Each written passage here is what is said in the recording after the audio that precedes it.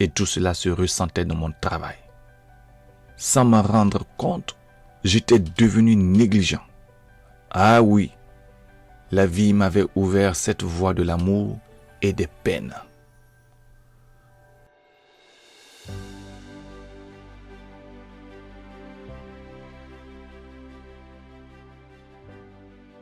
Kula et Bazier essayèrent de m'aider.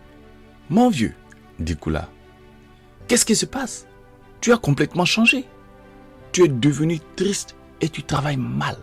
Je n'arrive pas à comprendre que tu aies d'aussi mauvaises notes. » Bazier tournait mes feuilles d'interrogations écrites où étaient marquées des notes médiocres et les appréciations les moins flatteuses. « Mathématiques, 4 sur 20. Vous ne faites plus rien en classe. »« Oh, dis-je. Je n'ai jamais aimé les mathématiques. »« Ce n'est pas tout, dit Bazier en prenant une autre feuille. Orthographe, 2 sur 20. Élève qui depuis un certain temps ne fait pas assez attention. »« Tu as toujours été le premier en orthographe, intervient Kula. Alors, qu'est-ce qui te tourmente? Nous savons que tu as des soucis. Confie-toi, voyons. » Je les regardai et j'eus honte de leur confier mon secret. J'aime une fille, finis-je par dire tranquillement. Ah, et cela t'empêche de travailler? Il y avait dans la voix de Bazier comme du reproche où se mêlait un peu d'ironie. On meurt d'amour, tu sais, dit jamais. Ce sont des idées que tu as encore prises dans tes interminables lectures. Les livres, c'est toujours la même histoire. Un garçon qui aime une fille et patati et patata, ça sert seulement à aiguiser la sensibilité et à faire souffrir. C'est pourquoi je ne lis jamais, termina Bazier. Non, vous ne pouvez pas comprendre. Je l'aime comme vous ne pouvez pas l'imaginer. Je voudrais la prendre dans mes bras et sentir la tiédeur de son corps au contact du mien. Oh, j'ai envie de lui dire des choses qu'on ne lui a jamais dites. Mais quand je pense que jamais cela ne se réalisera, je ne peux plus travailler. Je ne peux être que malheureux.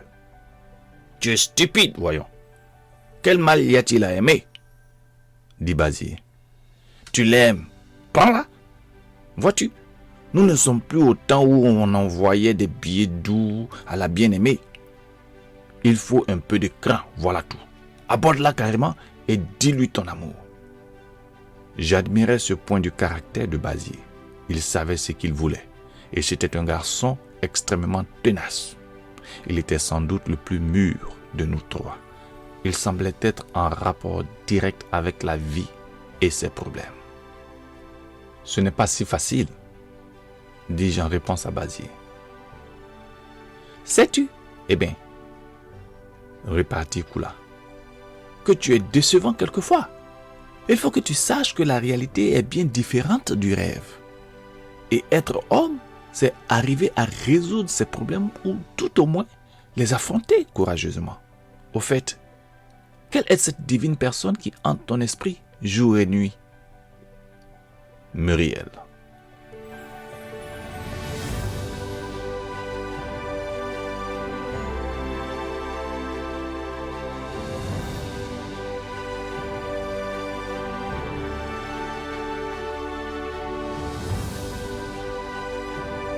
J'ai suspecté chez mes amis un air d'étonnement et de déception.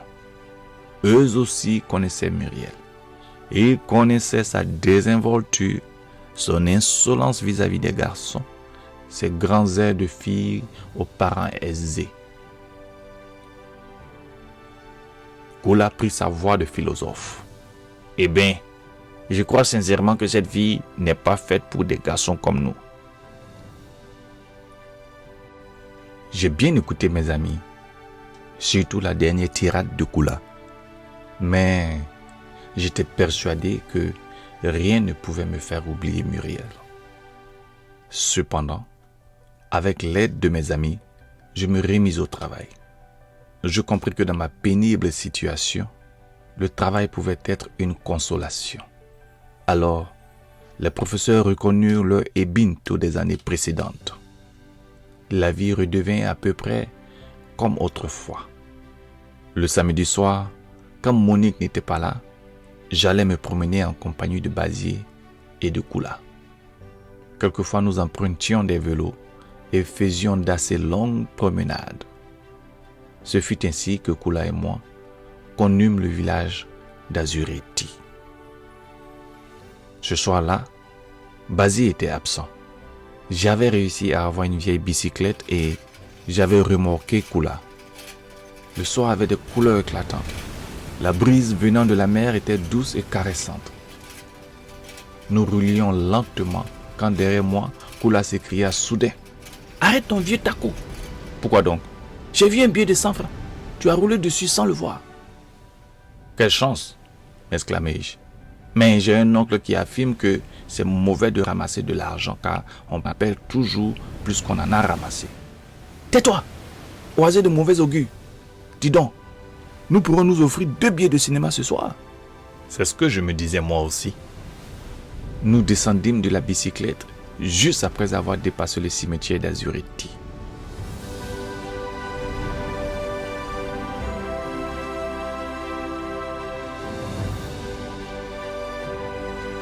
Nous la déposâmes dans une baraque et marchâmes sur la plage.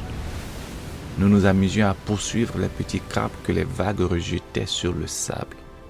Un moment, Kula s'aventura trop loin et la vague le surprit quand elle déferla. Et il fut copieusement mouillé aux jambes. « Je sécherai rapidement », se consola-t-il. Pourtant, nous avons continué notre promenade. Tout à coup, j'entendis Kula jurer derrière moi. Et comme je lui demandais ce qui se passait, « J'ai égaré la clé de ma porte », répondit-il. « Je vais être obligé d'acheter une nouvelle serrure. »« Ce sont les 100 francs ramassés, » dis-je. « Tais-toi, superstitieux. »« Superstitieux ? Non, mais noir. Je crois fermement à notre passé, nos coutumes. Vois-tu, ici en ville, je crois être enfermé dans un monde qui n'est pas le mien. Je veux vivre comme quand j'étais petit. Je veux courir, pieds et torse nus, comme un petit animal, dans les sentes caillouteuses, sans me soucier de cette tourbillante vie de civilisation. Réveille-toi. Eh bien, ne rêve pas. Vis.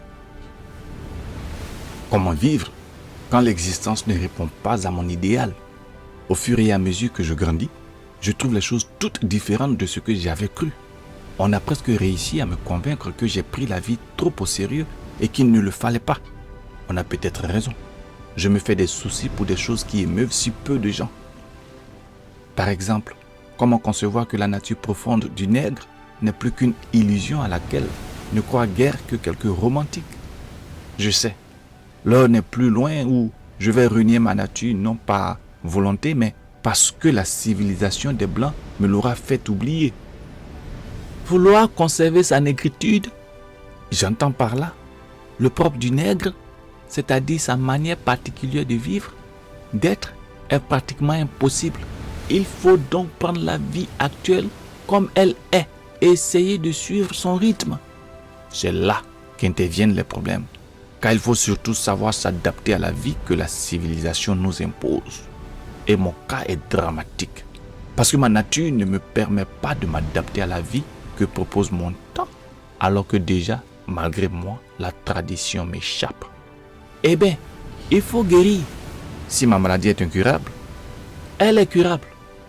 Cela sera grâce à l'effort que tu auras fait pour te conformer à notre condition d'être. J'ai peur de cette vie de vertige. Je crois qu'elle m'engloutira dès que j'y aurai mis les pieds. Il te suffira d'agir comme tout le monde, braver la vie, connaître non seulement la douceur, la tolérance, la pitié, la justice, mais aussi la violence, l'orgueil, la méchanceté et même l'injustice. À notre époque, l'on confond l'humilité et le respect avec la peur. Et j'arrive à penser que celui qui n'est pas capable de haïr autant qu'il peut aimer n'est pas un homme. Peut-être as-tu raison, répondis-je tristement. Mais vois-tu, j'avais espéré tout le contraire pour le monde.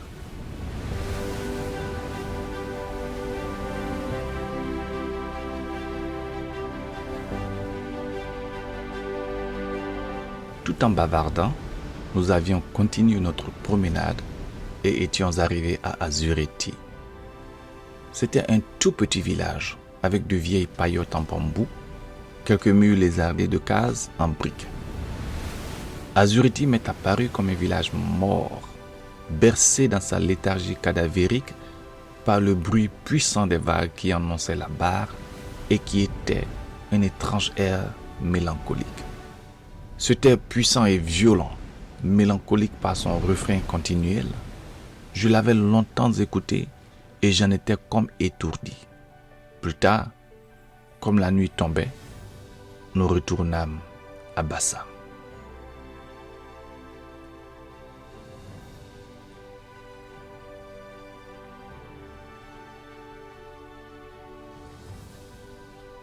Un trimestre était passé, je n'avais pas oublié Muriel et j'avais noyé mon chagrin dans les études. Je fus néanmoins classé 3e de ma classe. C'était presque un désastre. Monique me consola. Je suis certaine qu'au trimestre prochain, tu seras premier, dit-elle. Avant de partir en vacances de Noël, il fallait élire le bureau d'autodiscipline du collège. Les élections eurent lieu dans une salle de classe un soir vers 18h. Je ne suivais pas le déroulement de ces élections et pour cause, le sort avait voulu que je me retrouve assis auprès de Muriel.